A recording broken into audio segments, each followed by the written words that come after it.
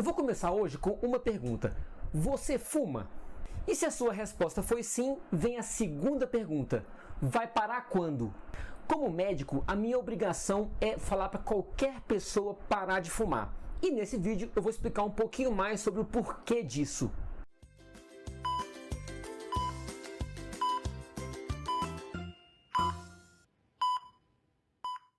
Fala aí pessoal, beleza? Meu nome é Eduardo Neto e sejam muito bem-vindos ao Quem Tem Medo de Anestesia. O assunto hoje é tabagismo e anestesia. Eu quis falar sobre isso porque muita gente me pergunta se o fato de fumar vai aumentar muito o risco da cirurgia dela, da anestesia dela. E a resposta, obviamente, é sim.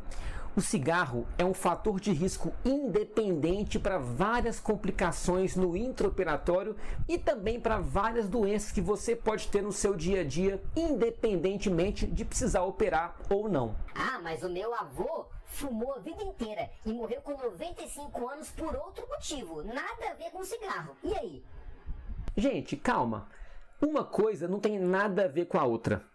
Uma pessoa ter vivido muito bem, mesmo fumando, não invalida a estatística. Eu tenho muito mais pessoas que vão ter problemas do que aquelas que não têm nada. Isso não tem peso científico, não tem peso estatístico.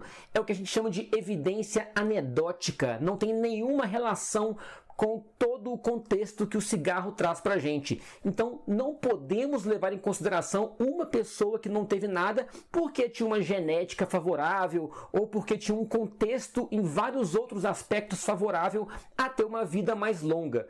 O cigarro, mesmo assim, fez mal para essa pessoa e ela poderia ter tido uma vida ainda melhor não fosse por esse vício.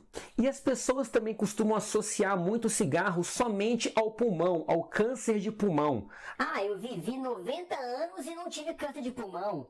Cara, o cigarro vai muito além disso. Além do câncer de pulmão, ele também gera outras doenças pulmonares, sendo que a principal delas é a doença pulmonar obstrutiva crônica, ou mais carinhosamente chamada de DPOC. O DPOC inclui duas entidades, que são o enfisema pulmonar e a bronquite crônica.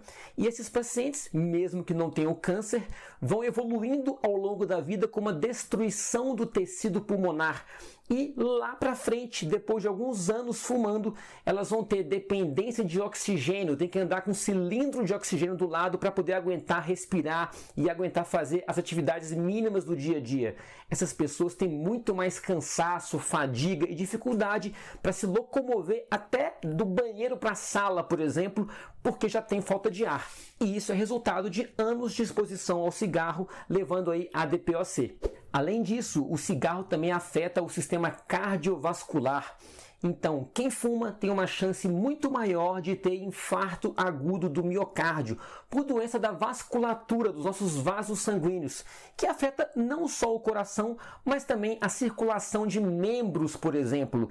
E algumas pessoas têm, então, a doença vascular periférica, que pode levar à obstrução das artérias pelo corpo e até culminar com a necessidade de amputação de um membro, porque a vasculatura, né, os vasos que levam sangue para aquele membro, para a perna, estão tão doentes que a perna deixou de receber sangue e aí a única solução foi a amputação. Eu também tenho associação com outros cânceres que não só o de pulmão, mas também o câncer de bexiga.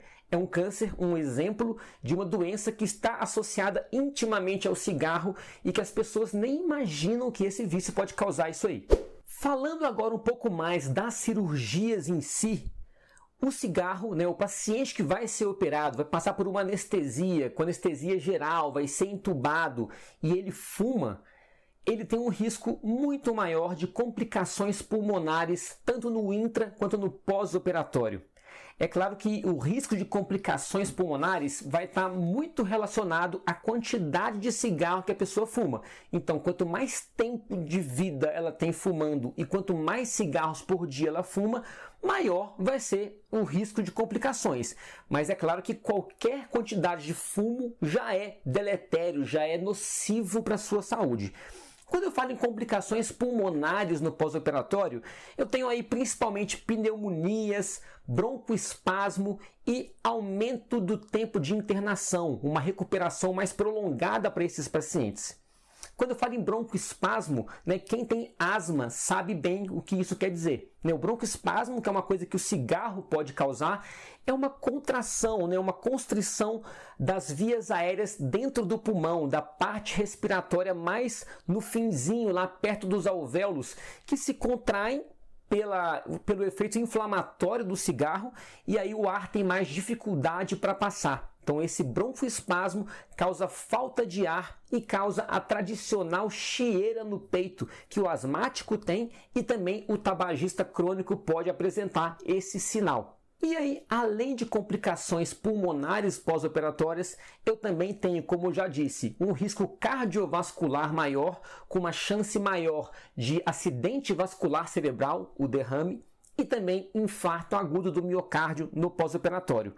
Somado a isso, eu tenho mais resposta inflamatória, então o paciente tem um transtorno na recuperação da sua cirurgia, com uma demora maior na recuperação, além de uma dificuldade de cicatrização de feridas. Então o cigarro vai atuar em diversas frentes para complicar a sua recuperação e o seu processo de cura da sua doença. Eu fumo, não posso operar nunca então? É claro que você pode operar, se você precisa, você vai ser operado. A gente vai tomar diversos cuidados, a gente sabe como lidar com isso e a gente tem alternativas para tornar a sua anestesia o mais segura possível. Mas o seu risco vai ser maior do que de uma pessoa que não fuma. E o que você pode fazer para tentar reduzir o seu risco é parar de fumar o quanto antes. Hoje em dia a gente sabe que qualquer tempo de parada, se você parar um dia antes da cirurgia, você já tem benefícios para reduzir a morbidade, a intensidade das complicações na sua cirurgia. Se você para de fumar por pelo menos 4 horas antes da sua cirurgia, já tem uma melhora da oxigenação dos tecidos e uma redução do monóxido de carbono circulando no seu corpo. Se você para de fumar pelo menos 2 semanas antes da sua cirurgia, já há uma melhora da coagulação sanguínea, as plaquetas, que são células responsáveis por iniciar nossa coagulação depois de um trauma, já começam a funcionar um pouco melhor. E se você para de fumar 4 a 8 semanas antes da sua cirurgia, já há uma melhora expressiva da sua função pulmonar, já reduz a secretividade das suas vias aéreas, então você fica menos secretivo, com menos catarro, e a sua recuperação vai ser melhor.